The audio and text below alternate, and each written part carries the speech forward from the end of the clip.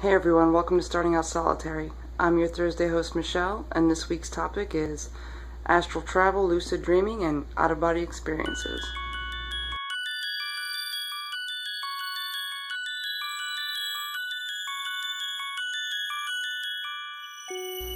So this week we're talking about astral travel, out-of-body experiences, which are pretty much the same thing, and lucid dreaming. I've done quite a bit of work on astral travel or out-of-body experiences. They're the same thing. A lot of people think they're completely different, but they're really the same thing. Astral travel and, leaving your consciousness leaving your body is the same thing pretty much. And lucid dreaming is something similar but different. And I practiced astral travel or out-of-body experiences. I'm just going to call it astral travel to make it easier for the video. But I practiced doing that for quite a few years.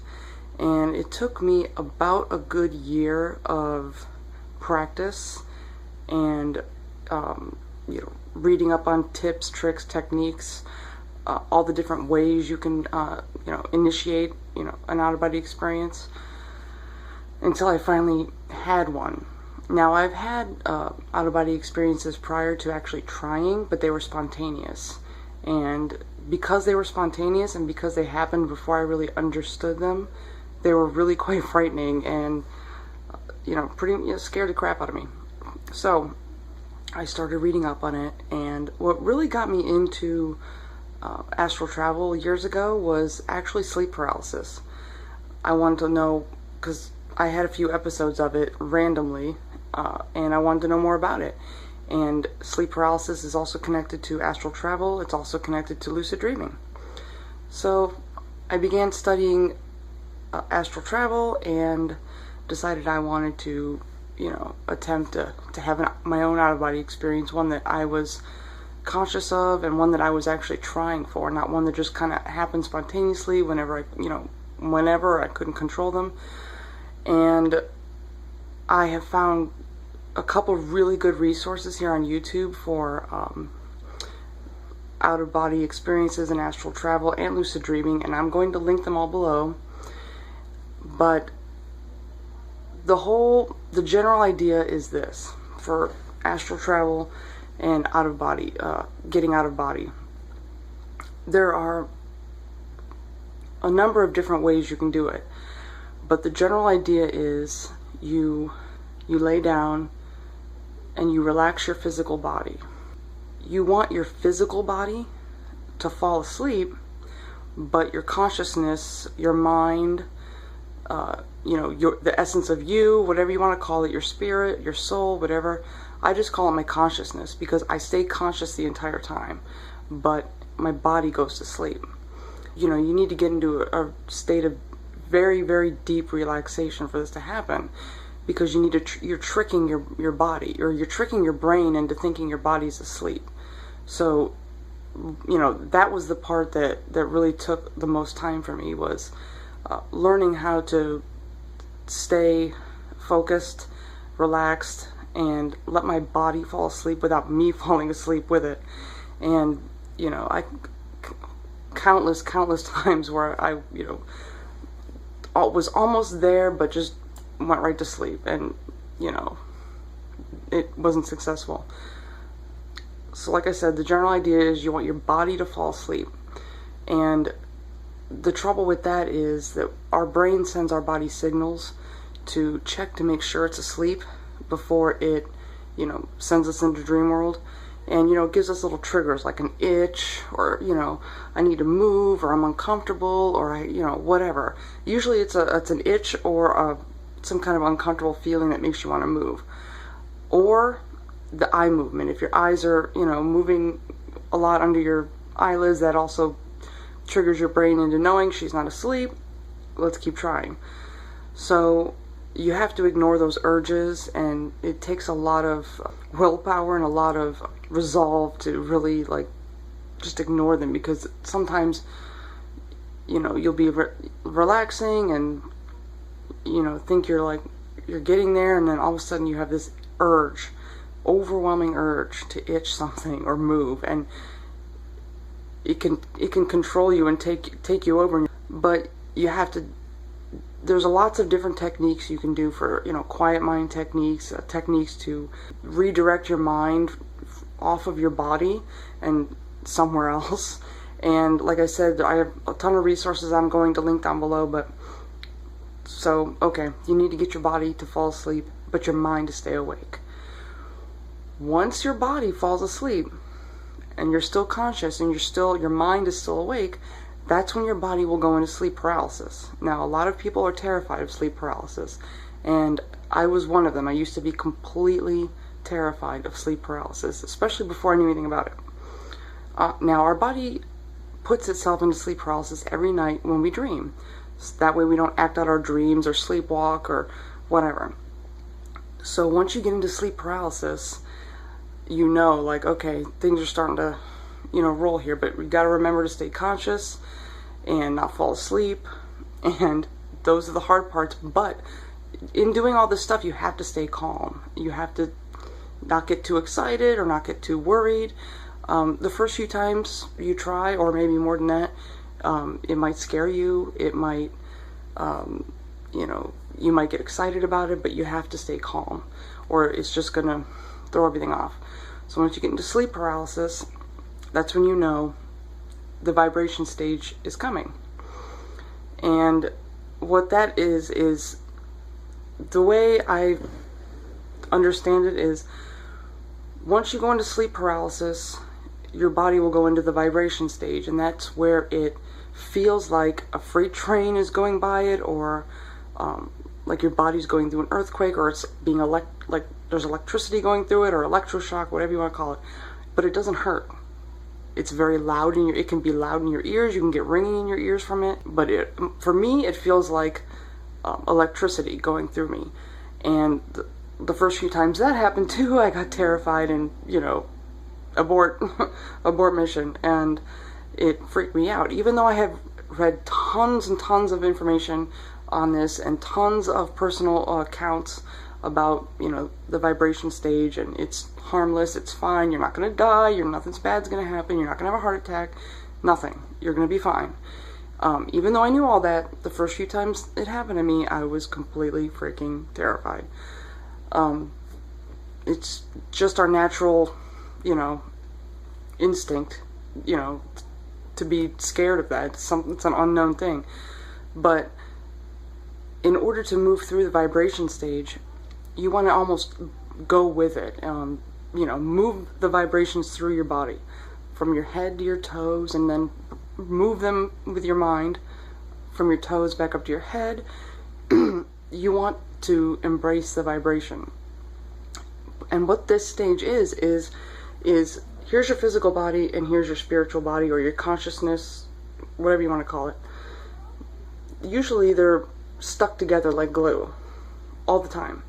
Where your consciousness goes, or your spirit goes, your body goes, and, you know, but when you're trying to leave your body, and you know, your consciousness or your spirit is trying to leave your body, it, you know, is trying to leave.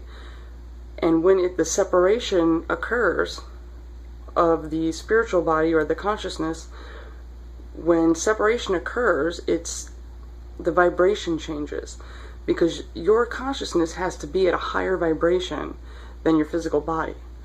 Your physical body is at a lower vibration than your spirit.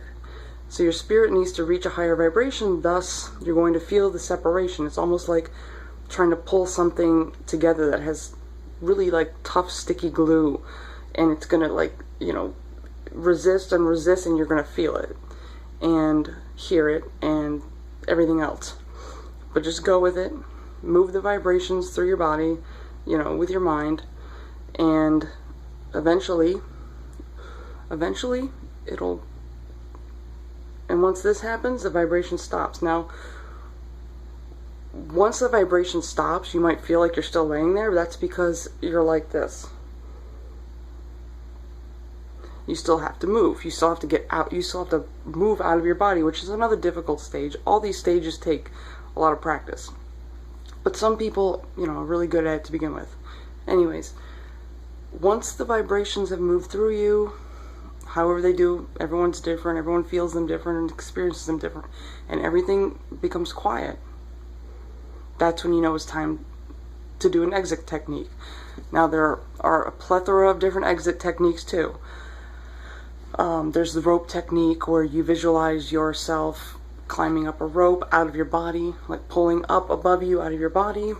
There's the, rollout technique where you just kind of visualize yourself rolling out of your body, or dropping through the bed, or just getting up. But you can't. It's kind of hard to explain because you can't physically. You're not supposed to physically try and do this, but it's going to be hard for you to determine at that point what is physical and what's not, or am I in my spirit body or am I still in my physical body?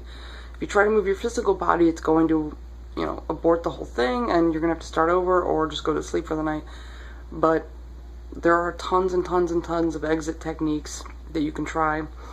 If you just, Google astral travel exit techniques or OOBE, OOBE exit techniques, there's tons that are going to come up. But those are just the, common ones.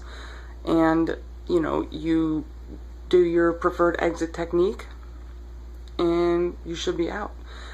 But if your preferred exit technique doesn't work within like 10 to 15 seconds, you try a different one. You don't keep trying the same one, or it just won't work. I don't know. I've read that and I've tried it and it doesn't work. So once you're out of body, it's very weird. Your astral senses are not very sharp or keen until you get a little farther away from your body. So what I like to do is when I do my exit technique, instead of doing the rollout or the climbing the ladder or the rope or whatever, I just visualize myself floating up. And once I get about 10 feet away is when I can actually see. And seeing in your astral body is not like seeing with your two eyes.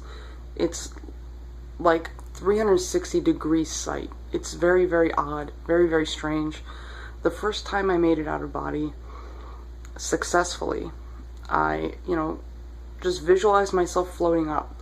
And by the time I could see, I was about 15 feet above my body in my ceiling. And I could feel, even though I didn't have a physical body, I could feel like the fibers of the drywall and the wood and the beams in my ceiling, and I could feel the temperature change being in my attic. It's really hot, and I felt the like the tarry roof tiles, and it was weird. It was weird. I could feel it. Didn't hurt, but I could feel it, and I could see everything around me, everything, and everything just felt different.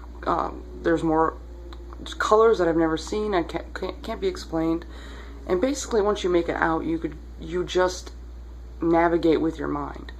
And if wherever you want to go or whatever you want to see or whatever you want to do, like I said, at any point if you get way too excited about things or scared or you panic, you're going to pop right back into your body and wake up.